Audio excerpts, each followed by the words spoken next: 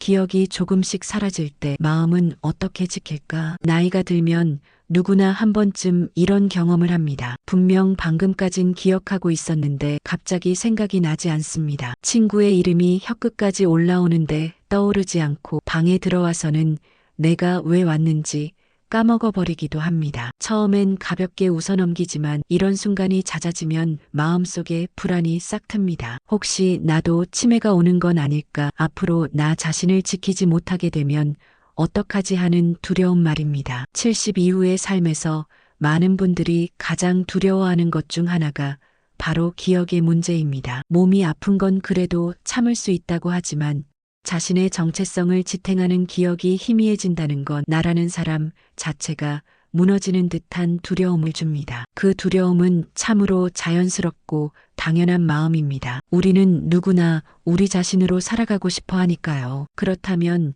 기억이 조금씩 사라질 때 우리는 어떻게 마음을 지키고 살아가야 할까요? 먼저 알아두셔야 할 것이 있습니다. 기억의 변화는 자연스러운 과정이라는 것입니다. 모든 기억이 똑같이 사라지는 것이 아니라 덜 중요한 기억은 빠져나가고 중요한 기억은 오래 남습니다. 학자들은 이것을 기억의 정리라고 부릅니다. 마치 오래된 서랍 속을 정리하듯 필요 없는 것들은 비우고 진짜 나다운 이야기만 남기는 과정이라는 겁니다. 생각해 보시면 우리는 평생 너무 많은 것들을 기억해야 했습니다. 어릴 때부터 지금까지 매일매일 쌓인 경험들, 만났던 사람들, 배운 것들, 느낀 감정들이 얼마나 많겠습니까? 그 모든 것을 다 기억하고 산다는 건 오히려 우리 마음에 무리가 될 수도 있습니다. 그래서 나이가 들면서 뇌가 스스로 중요한 것과 중요하지 않은 것을 구분해서 정리해주는 것일 수도 있습니다. 실제로 많은 어르신들을 살펴보면 최근 일은 잘 기억하지 못해도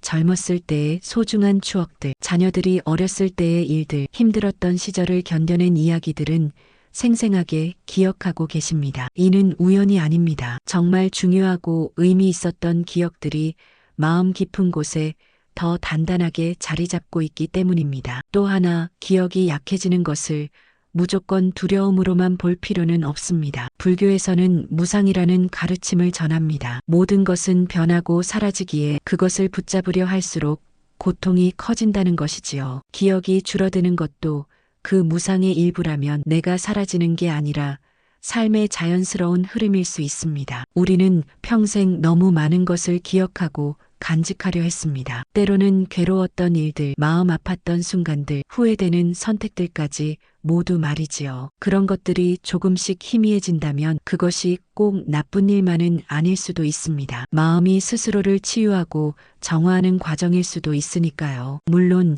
현실적인 두려움은 여전히 남습니다. 그 마음 또한 충분히 이해됩니다. 그래서 심리학자들은 이렇게 조언합니다. 기억이 흐려질 때 가장 큰 위로와 힘이 되는 건 바로 나를 지탱해줄 관계와 반복되는 작은 습관들이라는 것입니다. 가족과 나누는 짧은 대화, 이웃과의 따뜻한 인사, 매일 일정한 시간에 하는 산책과 독서, 손주들과 함께하는 소박한 시간들, 이런 반복적인 일상이 기억을 잇는 끈이 되어줍니다. 비록 어제 무엇을 했는지 기억나지 않아도 오늘 가족의 얼굴을 보고 따뜻함을 느낄 수 있다면 그것만으로도 충분히 의미 있는 하루가 됩니다. 생각해 보세요. 갓난아기는 어제 무슨 일이 있었는지 기억하지 못하지만 엄마의 품에서 행복해합니다. 마찬가지로 기억이 희미해져도 지금 이 순간의 따뜻함과 사랑을 느낄 수 있다면 그것이 바로 삶의 본질이 아닐까요? 쇼펜하우어는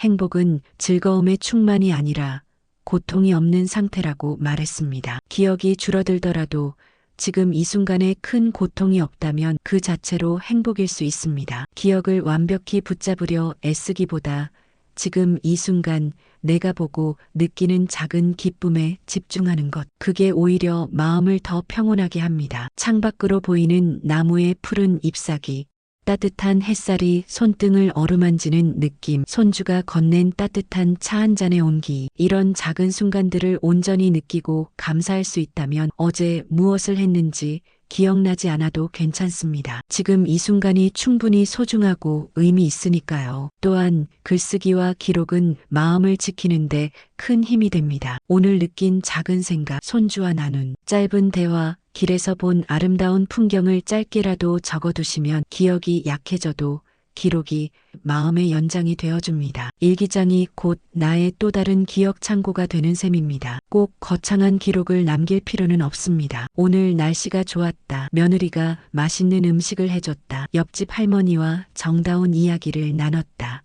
이런 소소한 일상도 충분합니다. 나중에 그 기록을 보면서 그때의 마음을 다시 떠올릴 수 있을 테니까요. 사진도 좋은 방법입니다. 비록 언제 찍은 사진인지 정확히 기억나지 않아도 사진 속 웃는 얼굴들을 보면서 그때의 행복한 감정을 다시 느낄 수 있습니다. 기억은 흐려져도 감정은 되살아나는 법입니다. 그리고 꼭 기억해야 할 것은 기억이 줄어든다고 해서 내가 가치 없는 존재가 된다는 뜻은 아니라는 점입니다. 가족에게는 여전히 소중한 부모이고 손주에게는 따뜻한 할머니, 할아버지입니다. 나를 지탱하는 건 단순히 머릿속의 기억이 아니라 내가 지금까지 살아온 삶의 무게와 존재 그 자체입니다. 생각해 보세요. 당신이 평생 사랑으로 키워낸 자녀들, 어려운 시절을 함께 이겨내며 쌓아온 부부의 정, 이웃과 나누었던 따뜻한 마음들, 이런 것들은 기억이 희미해져도